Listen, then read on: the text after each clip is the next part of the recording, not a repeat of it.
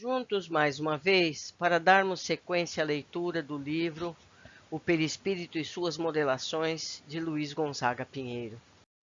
Hoje temos o capítulo 49, Patogenia Perispiritual.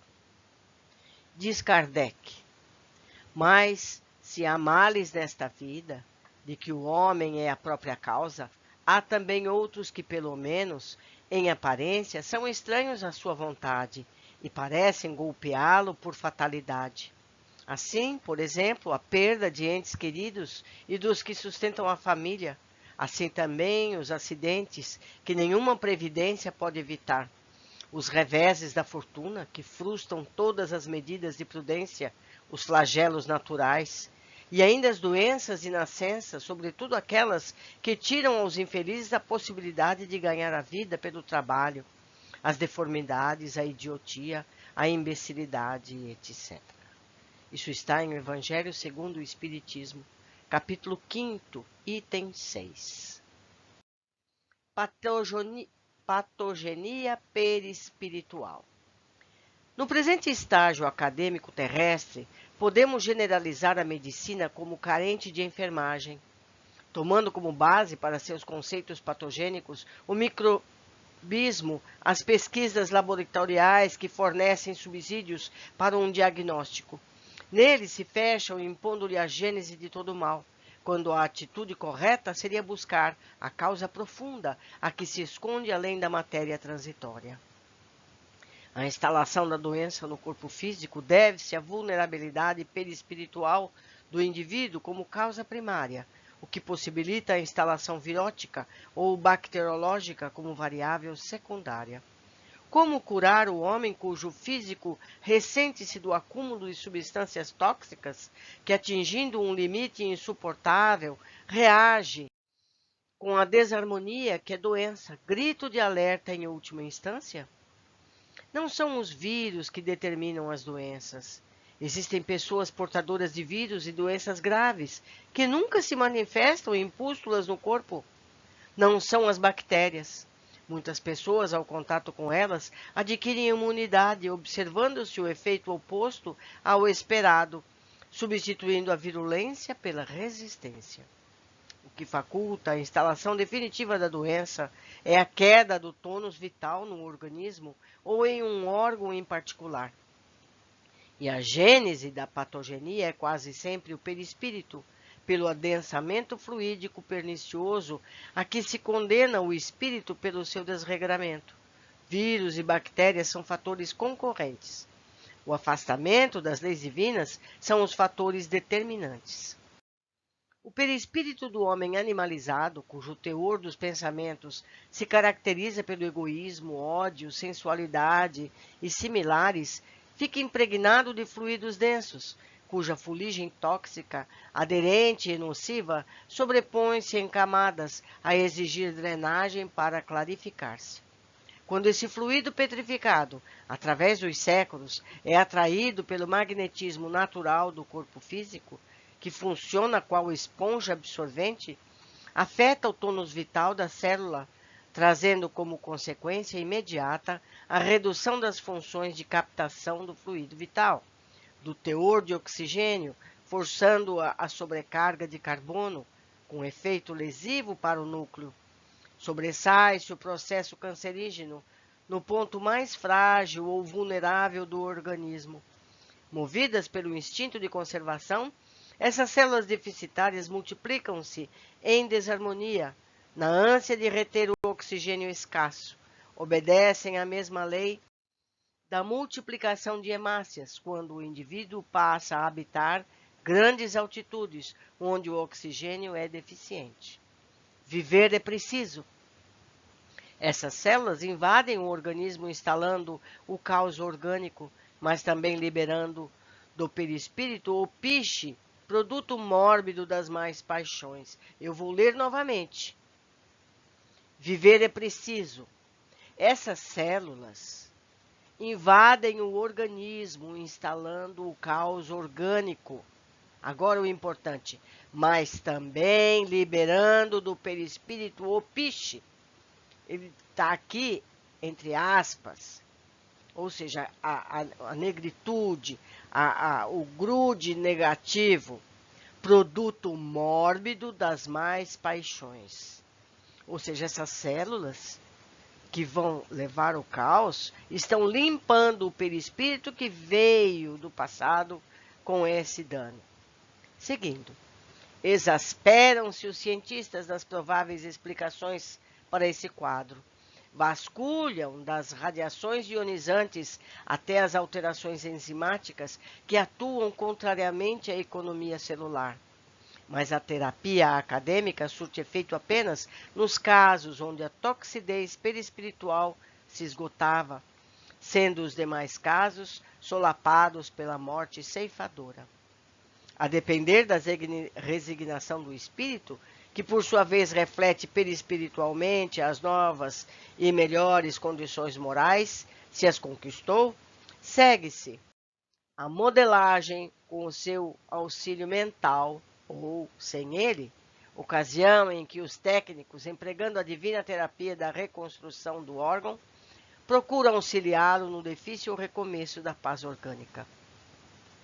Que se adentre na pesquisa da medicina, mas observando o homem em sua plenitude como ser imortal, enquadrado no pensamento evangélico que prescreve as boas obras como fatores determinantes para a saúde do espírito.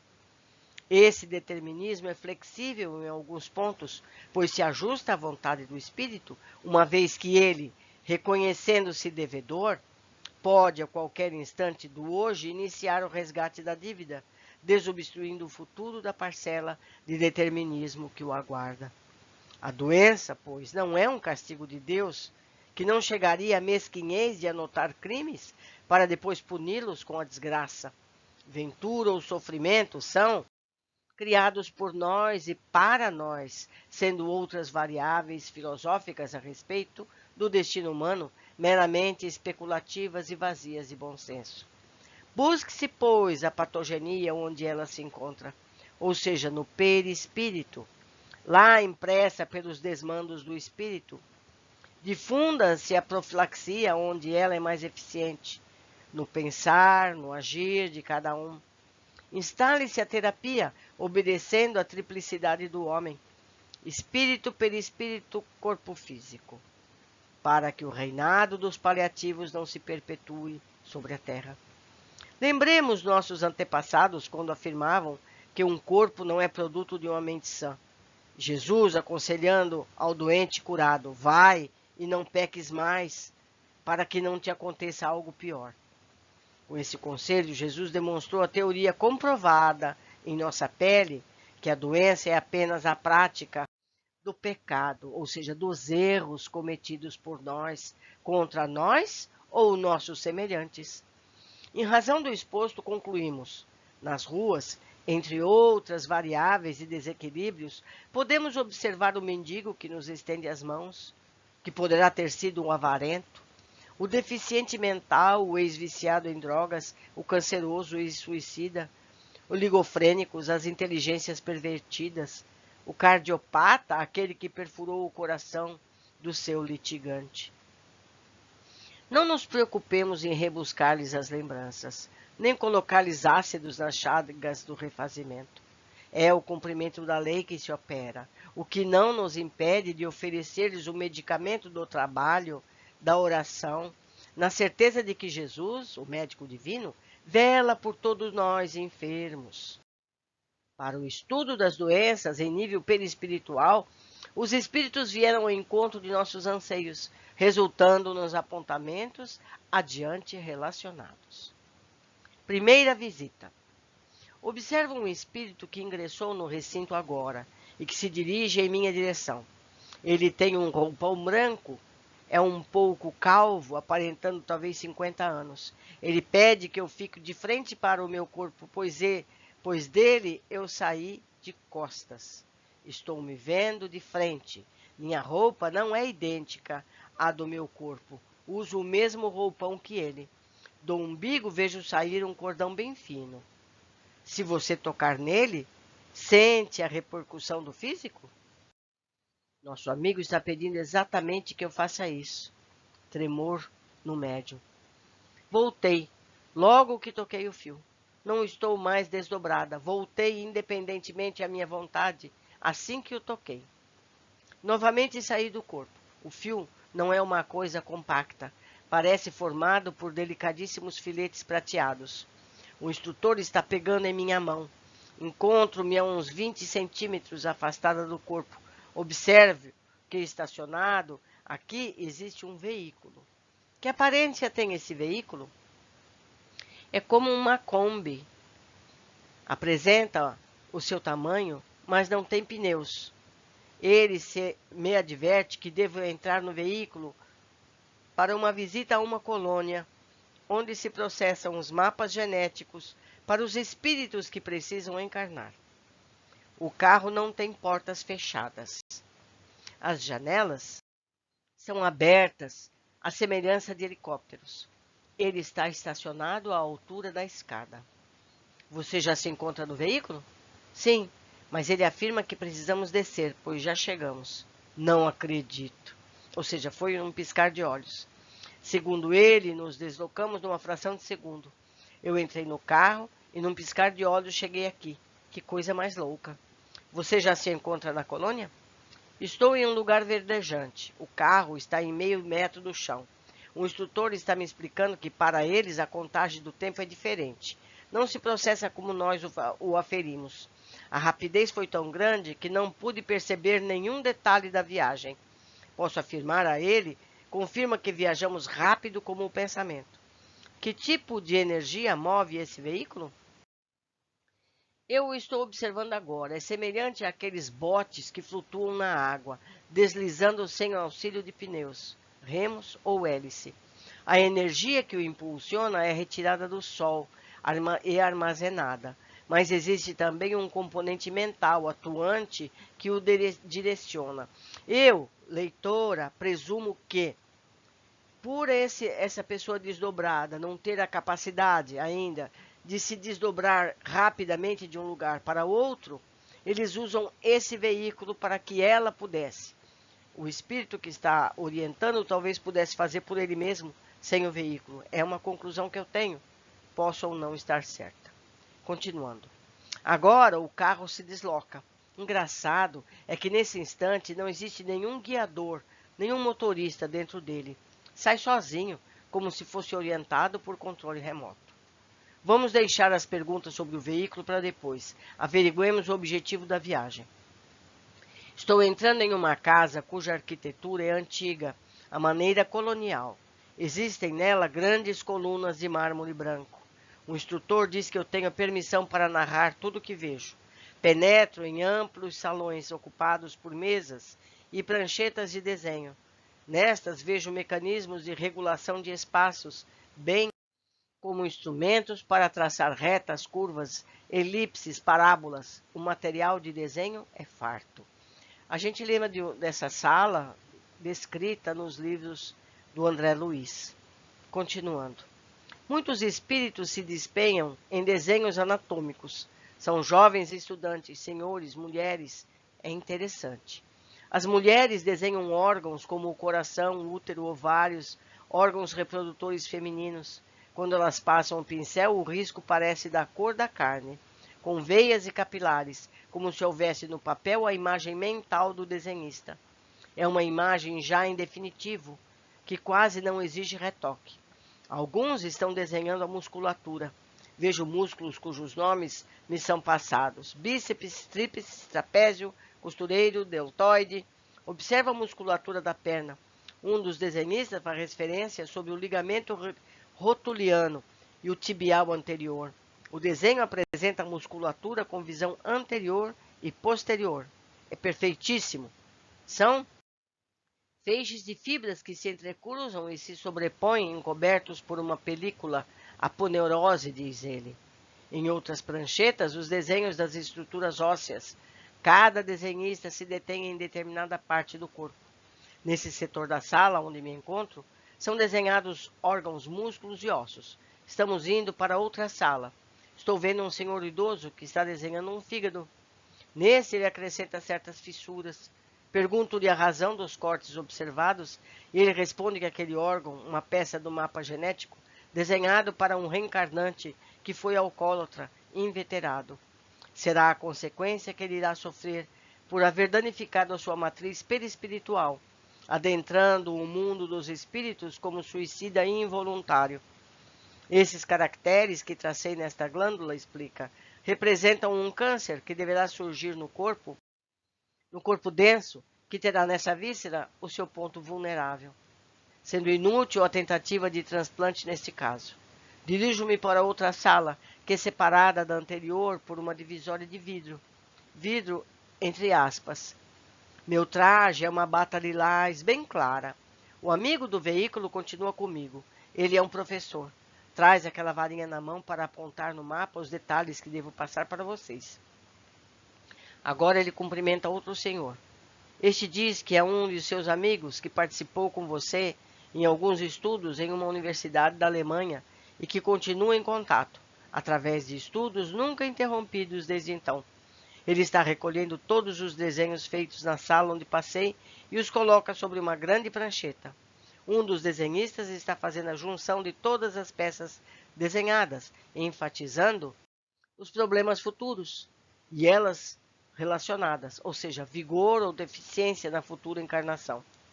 Todas as peças desenhadas vão para o corpo do companheiro suicida involuntário, cujo fígado observei. O coração possui a dimensão maior do que o órgão de uma pessoa normal. Os pulmões vão apresentar deficiências pelo vício do fumo. Ele nos diz que muitos órgãos vão estar comprometidos na futura encarnação, devido aos vícios e excessos do companheiro que os portará. Interessante é que esse seu amigo junta o papel com os desenhos anatômicos dos músculos ao papel onde está a estrutura óssea. Ocorreu um perfeito acoplamento. Fica como aquele papel manteiga, onde você já consegue distinguir o outro lado. O encaixe é perfeito. Um é o complemento do outro. Vejo quando ele coloca o coração parecendo aderir ao mediastino. Estão formando um mapa genético. Todo o corpo humano aparece nos mínimos detalhes. Este irmão, cujo mapa lhe retrata as condições futuras, quando completar aproximadamente 45 anos, apresentará um problema no fígado, que deverá generalizar em um câncer, espalhando-se por todo o organismo. Mostram-me agora outro mapa, destinado à mesma pessoa. Esse apresenta o corpo após a instalação da doença. O fígado é como uma geleia, o coração totalmente arroxeado, os pulmões dilacerados, o estômago se diluindo e os rins com imensa dificuldade de filtrar o sangue. Todo o sistema orgânico e glandular estão danificados. Assim serão as condições futuras do encarnante, conclui o instrutor. Todas essas informações vão ser incorporadas ao perispírito dele, e quando chegar o tempo, vão rebentar? É isso mesmo. A diferença entre os dois mapas é muito grande e notória. As informações serão esquematizadas para que, em época devida, se concretizem com detalhes e minúcias planejadas, mas em verdade já se encontravam registradas no perispírito sobre a forma de fluido nocivo a exigir drenagem no que se fará através do corpo físico. Faço eu agora aqui um parêntese. Então, o que ele está dizendo?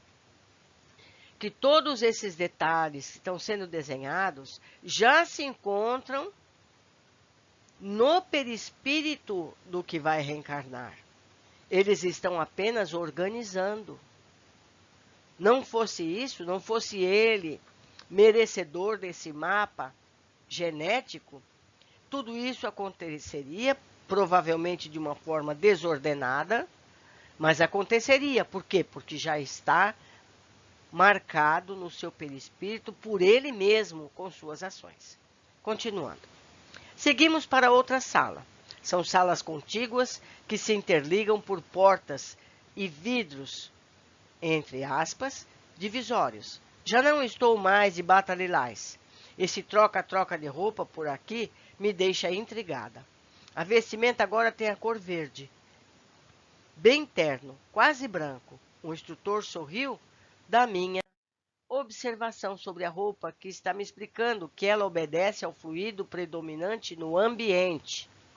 Esta sala é mais ampla que as demais. No canto, sobre a forma de uma câmara de vidro, observa o irmão que se candidata ao reencarne. Esta câmara leva o perispírito a recolher-se, a diminuir. Ao lado, mas no interior da câmara, estão pregados os 2 mapas em tamanho natural, em todas as formas e cores. São os mesmos mapas que observei. É como se fossem figuras em raio-x, colocadas em contraste para observação. O espírito que está dentro da câmara parece ter que assimilar aqueles desenhos.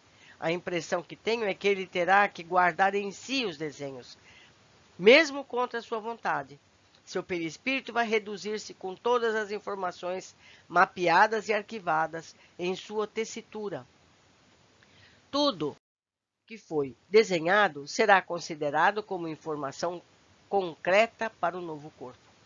Ao ser ligado ao perispírito com o óvulo fecundado, o corpo que deverá formar-se o fará obedecendo a tudo que foi programado.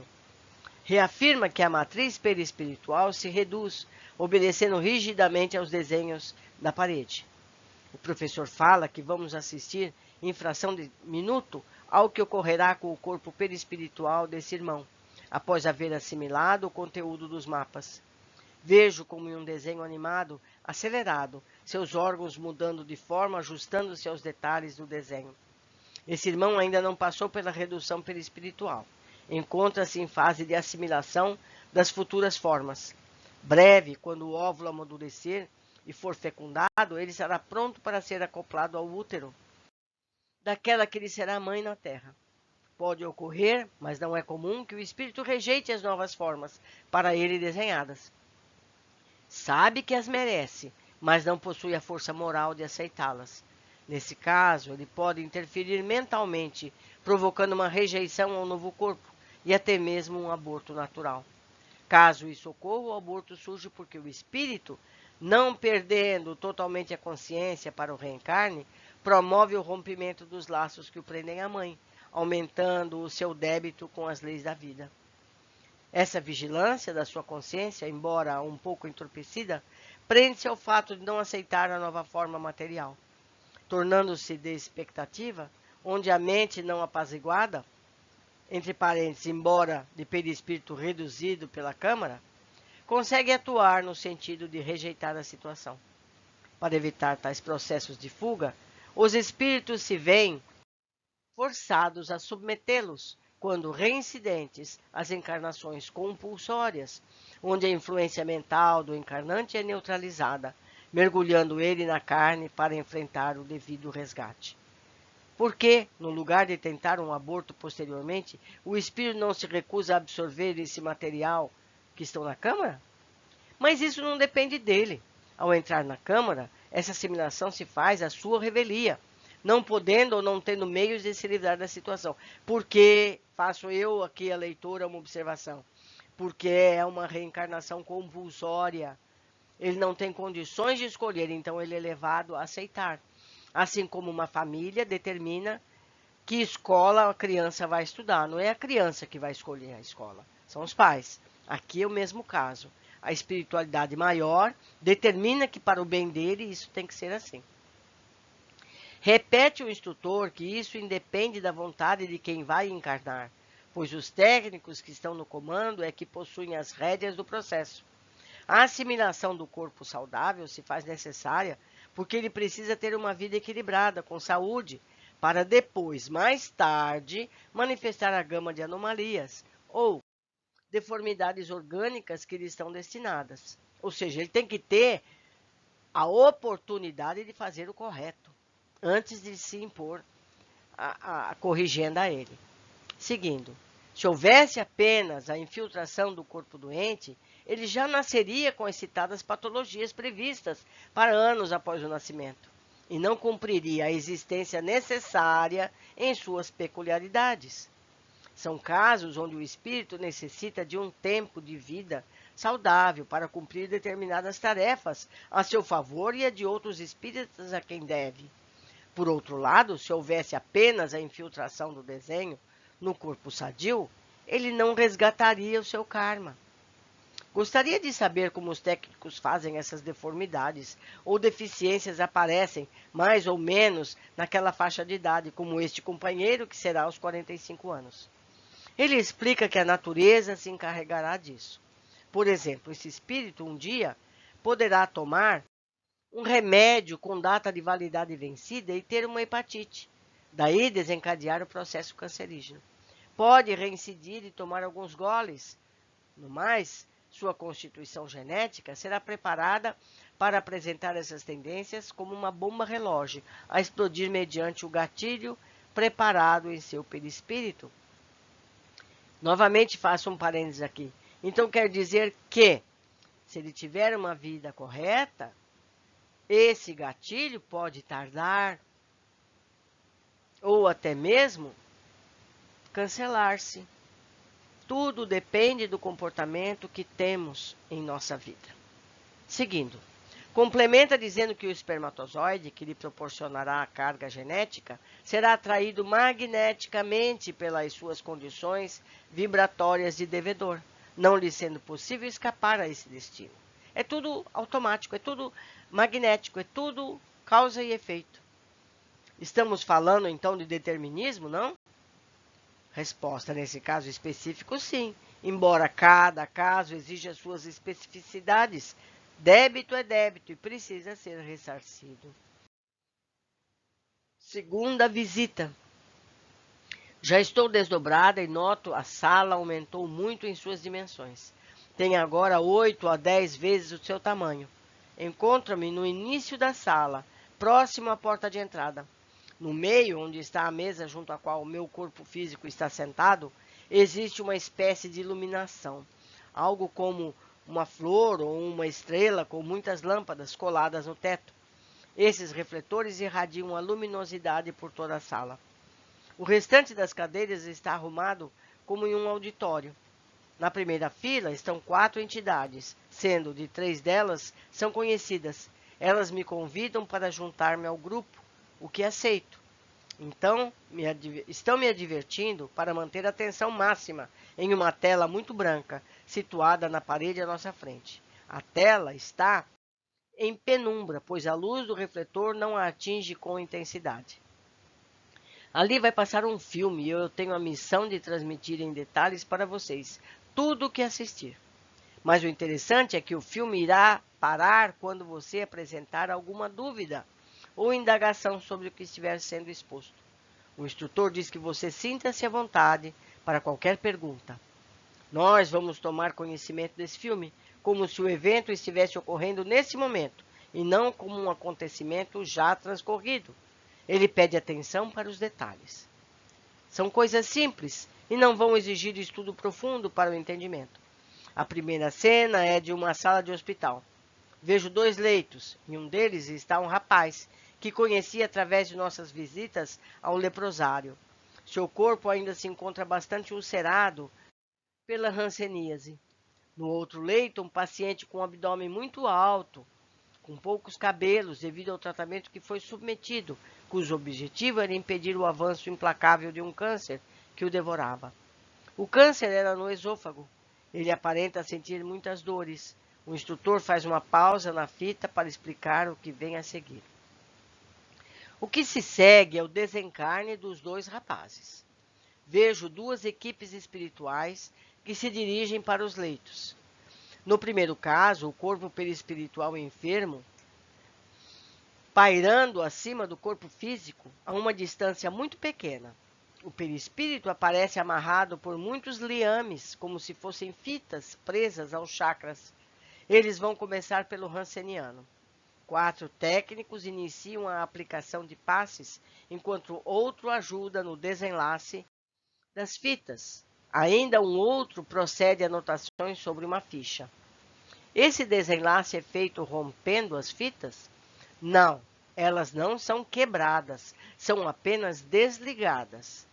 Isso é feito com auxílio dos passes. Todos eles emitem, através de suas mentes, fluidos para esse desenlace.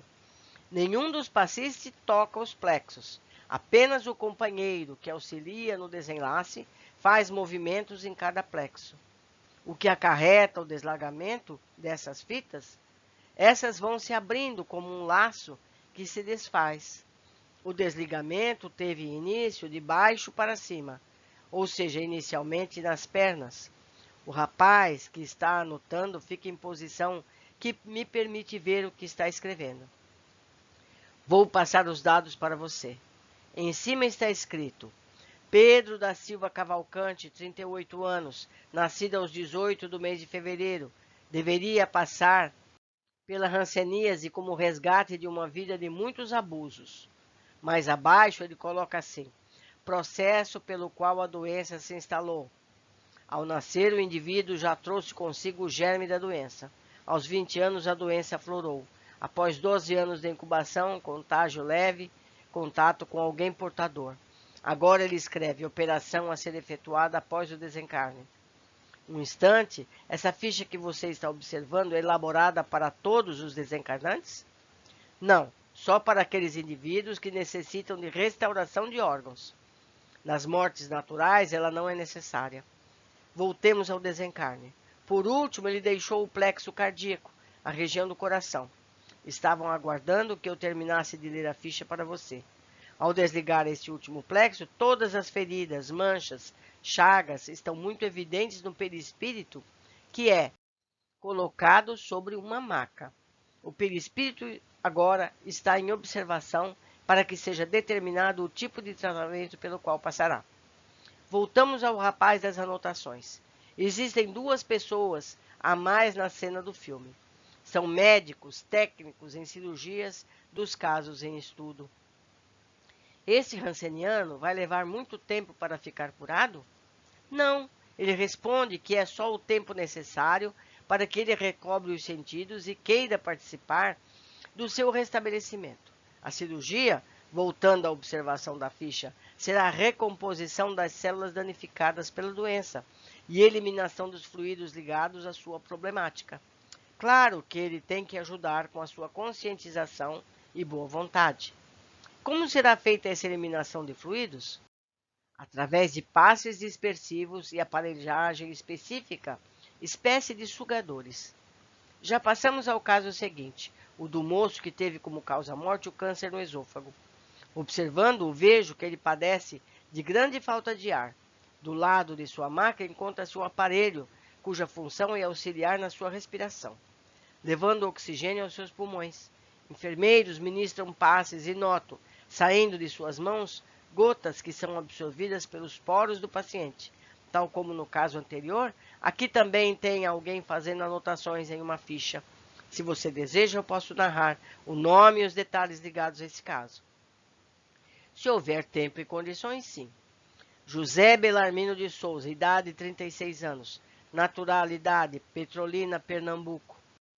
Trouxe no perispírito os fluidos densos da doença devido a um problema kármico. Em encarnação passada, envenenou-se por ingestão de ácido. Infeliz e sofrido evento que resultou em avarias e danos em todo o tubo digestivo. Ao encarnar, trouxe uma deficiência nesse aparelho, caracterizada como um estreitamento do esôfago, que com o passar do tempo imprimiu-lhe a dificuldade de engolir. Aos 21 anos, ele teve uma espécie de engasgo com uma espinha de peixe que lhe feriu o esôfago. Esse fato fez com que aquela área ficasse propícia ao ataque da moléstia. Falo com o técnico que anota. Ele me diz: parece uma coisa boba, mas é a lei. O desenlace, nesse caso, é mais doloroso por causa da falta de ar. Quando o último plexo fica ligado, o cardíaco, ele se mostra mais agitado, gesticula bastante, diferindo do outro, que foi mais calmo. Sente-se a aplicação de passes e ele dorme. Acima dele, o perispírito é retirado para ser colocado em uma maca. Observa o seu esôfago, desde a região da glote até a traqueia. Chegando ao estômago, os tecidos se encontram escurecidos e necrosados. A cirurgia pela qual ele passará será semelhante ao caso anterior. Vão eliminar tudo aquilo que possa estar em sua mente, repercutindo prejudicialmente em seu perispírito, dificultando o restabelecimento. Será necessário dispersar, como no caso anterior, aquele mesmo fluido ao qual me reportei e repor as células danificadas. Será uma substituição de células? Sim, não será uma regeneração de tecidos, e sim uma reposição. Terceira visita. Saí. O instrutor afirma que iremos estudar 2 casos de uma significação em nossa pesquisa. Veremos crianças chipófagas e o caso de uma criança que irá nascer sem o cérebro. Esse assunto foi escolhido para hoje, entre parênteses, nascimento da criança sem o cérebro. Devido ao acontecimento ocorrer dentro de alguns minutos em um hospital próximo, onde uma equipe de técnicos do nosso lado, ou seja, dos desencarnados, já se encontra postos para o estudo. Apressemo-nos, diz ele, pois a criança está a apenas alguns minutos de vida e logo desencarnará. Conosco estão 6 outros aprendizes que se dizem estudantes como nós. 3 deles são mulheres, estudantes de medicina, que me pediram para assistir à nossa reunião. E, indiretamente aos casos narrados, ora em desdobramento.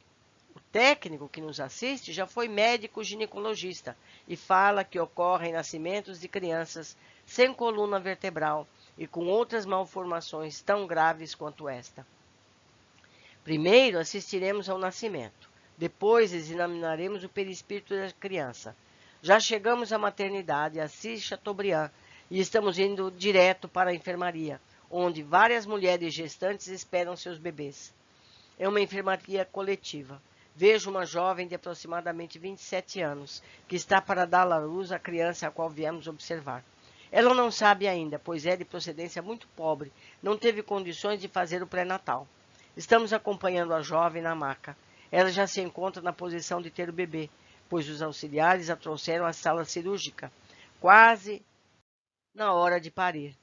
Observamos um médico e uma enfermeira encarnados e o nosso instrutor tecendo comentários a um dos alunos que nos acompanham.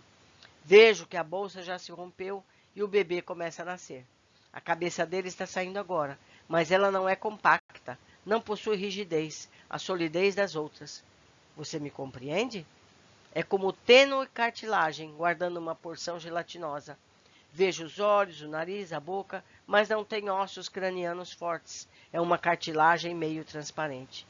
Como ela sobreviveu dentro do útero? Era necessário que esse espírito passasse 9 meses de gestação vivendo o clima carnal. Os técnicos utilizaram os recursos magnéticos e fluidos retirados da mãe e deles próprios, a fim de auxiliá-lo no processo reencarnatório. Vejam, meus amigos, como é importante que essa criança chegasse a termo. Há razões para tudo, por isso é condenável que se aborte esse tipo de bebê, porque há razões para tudo. Seguindo, percebo que o coração dele bate, mas nossos amigos afirmam que ele não sobreviverá a mais do que 15 minutos.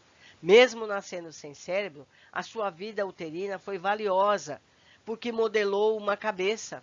Os ossos cranianos foram plasmados de maneira frágil e foram modelados os olhos, o nariz, a boca, esculpidos pela natureza, auxiliado pelos bons espíritos. Ele foi um suicida que esfacelou a cabeça quando atirou no ouvido, fragmentando o cérebro.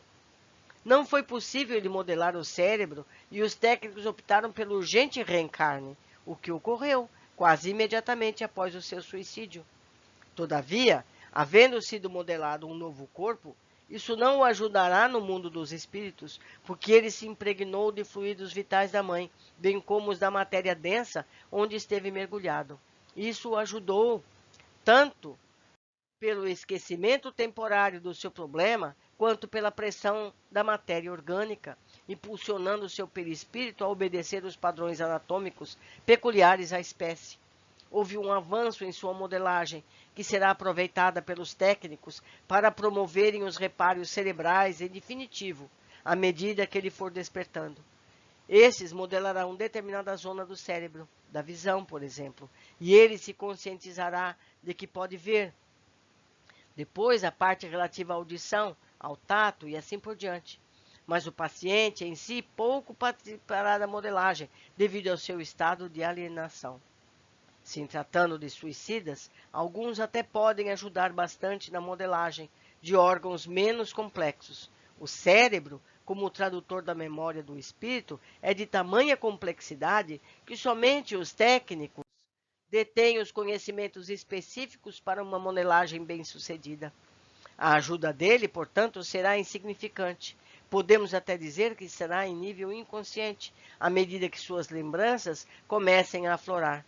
É uma ajuda indireta, não resultante do conhecimento do processo de modelação, mas pelo desejo de voltar à vida. Podemos agora averiguar as crianças chipófagas. Observaremos, pois, sob a ótica espiritual, uma vez que, pelo lado físico, são dois espíritos distintos, ligados por um único intestino, ou seja, mantendo-se vivos, ligados um ao outro pelo tronco. Nós os percebemos agora. Essas duas crianças devem ter aproximadamente 3 ou 4 anos de idade. Apresentam um aspecto em que desencarnaram e ainda permanecem nessa faixa etária por vontade dos técnicos que promoveram a reencarnação. Foram espíritos rivais nos últimos 3 séculos, onde conviveram em litígio por 4 encarnações, ocasião em que cometeram muitos abusos, não se suportando um ao outro. A providência divina, então, os colocou juntos, nutrindo-se por um mesmo organismo. Deixe-me situar-me.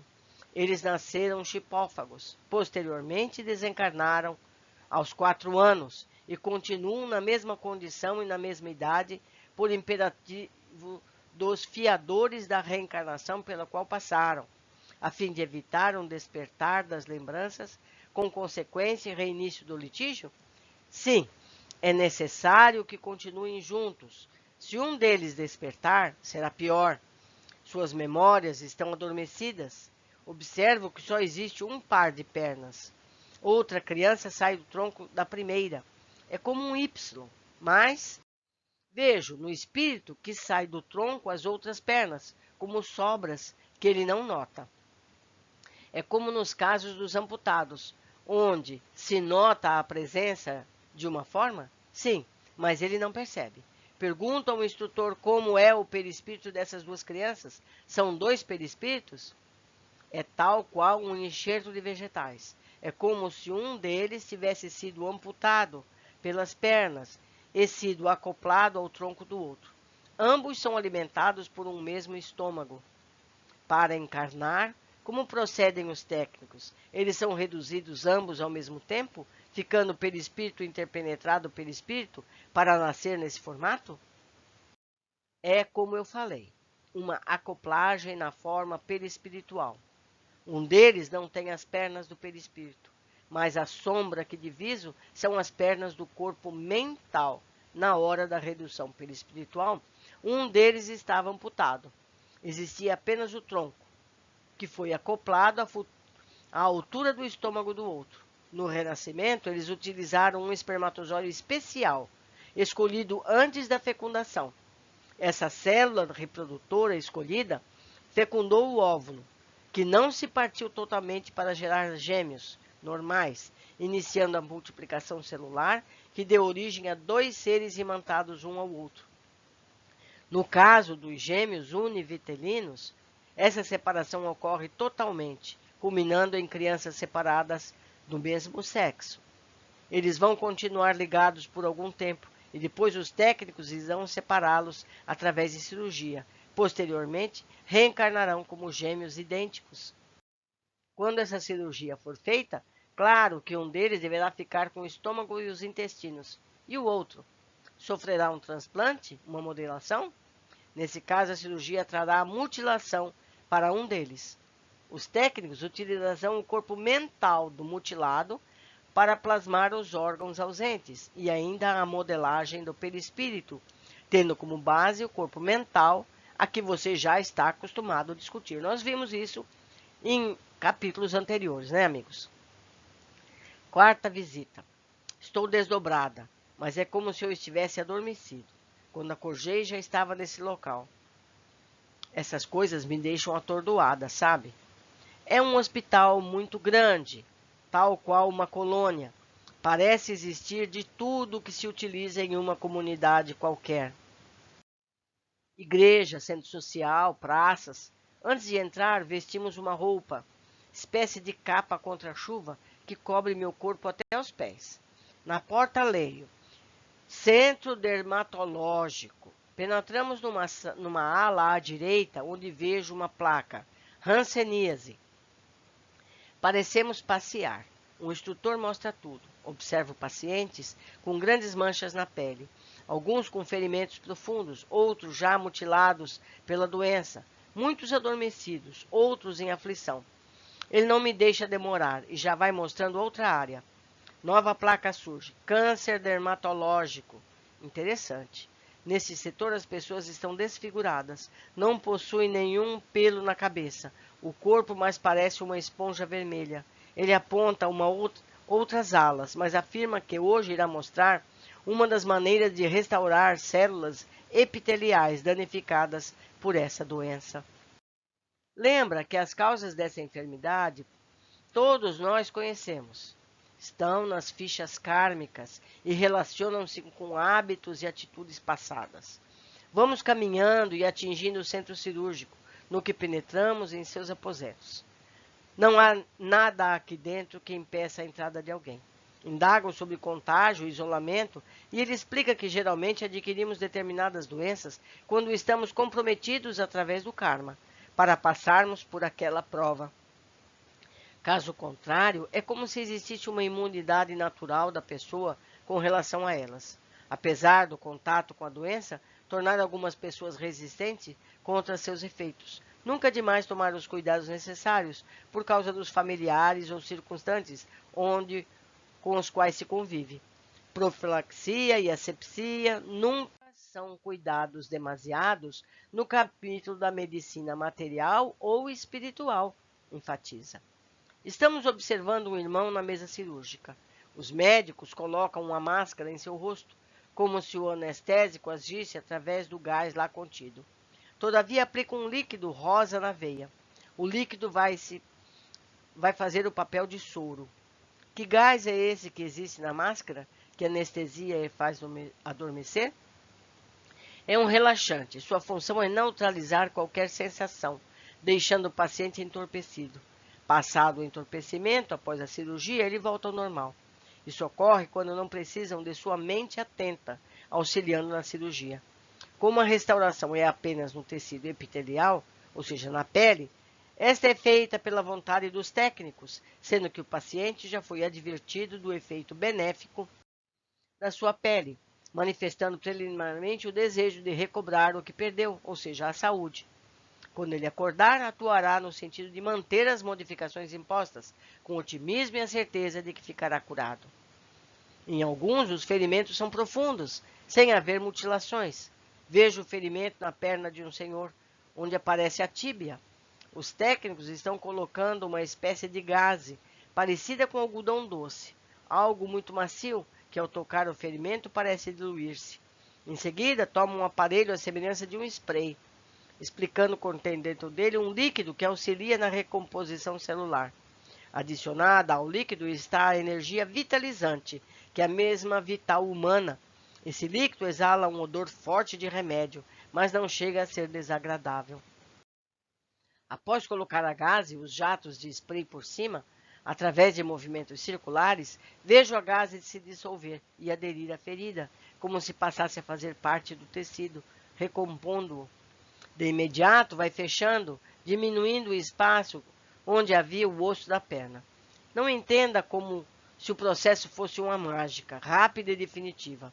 Você assistiu à demonstração em pacientes conscientes e desejosos da sua regeneração, que mesmo assim estão aqui há algum tempo. Dirijo-me a outra maca, onde se encontra um rapaz cuja área operada recebe uma faixa, isolando-o de qualquer outro contágio. Ele está sendo colocado em uma cabine de vidro, espécie de UTI. O rapaz, portador de câncer de pele, está recebendo tratamento idêntico ao descrito, gás e spray. Esse paciente era fumante e usava drogas injetáveis. Mas o câncer dele é na pele ou nos pulmões. Manifestou-se na pele, como ulcerações no tecido epitelial, mas a gênese interna. Sempre temos algo de mais sensível em nós. Podemos adquirir um problema renal, quando os rins constituem a parte sensível do corpo, e dali a deficiência generaliza para outros sistemas, enfermando-os. Neste rapaz, os órgãos agredidos foram os pulmões, mas a parte sensível é a pele. À medida que utilizava drogas injetáveis, provocou uma ulceração nas células do tecido epitelial, que foram enfraquecendo até se tornar cancerosas. Foi um encadeamento de várias moléstias, culminando com o câncer comum de pele. A droga injetável foi para o sangue, que a levou a todos os órgãos, afetando assim a parte mais sensível. Para alguns, essa sensibilidade é o coração, para outros, os pulmões, para ele é a pele. O instrutor comenta ainda que alguns recebem tratamento de emergência para que possam reencarnar sadios, sob a promessa de, a duras penas, conquistarem de vez o equilíbrio de seus espíritos. Ocorre que sempre há os que voltam em piores condições, pois portadores da sensibilidade, da predisposição à doença, abusam da condição de liberdade condicional e voltam aos cárceres que construíram para si próprios. Tais companheiros, quando partem daqui, reafirmam o compromisso de resistirem até o limite de suas forças, mas levando o corpo saudável, esquecem de dirigir o barco da vida sob orientação do trabalho, buscando, em meio a turbulências, as seguras correntes da fé, traduzidas através da vigilância e da oração. Em mar tormentoso, tudo depende da situação do timoneiro, enfrentando borrascas e ventanias. É de se esperar alguns naufrágios. Porém, há marinheiros que vencem o intranquilo mar dos nevoeiros, evitando os acidentes de percurso, nunca insuperáveis para quem se escuda na confiança de Deus e tem como porto seguro a paz de consciência. Estão nos dizendo que a visita terminou. Volto com eles. Estou levando 2 frascos contendo material para exame durante nosso sono físico. Em um dos vidros está a gás e em outro líquido rosa, usado como soro. Logo mais, enquanto dormimos, poderemos voltar para o centro e lá pegar, cheirar, analisar, fazer experiências com esse material. Deus nos ampara em nossas pesquisas, é o que dizem na despedida. Vejo aqui agora a imagem de um corpo físico e do seu perispírito, exteriorizando o câncer no estômago do corpo físico iniciado preliminarmente no perispírito. Esse capítulo foi importantíssimo, meus amigos. Aprendemos muito sobre os nascimentos com defeitos físicos, a causa de se evitar o aborto a todo custo, mesmo que a criança viva alguns segundos, ou mesmo que nasça já morta. Mas o importante é que ela cumpra o seu tempo dentro do útero materno, recompondo os seus tecidos para a cura definitiva do seu perispírito. Foi um capítulo precioso. Aguardo comentários de vocês para que possamos nos enriquecer a todos. Um grande abraço e até o próximo capítulo.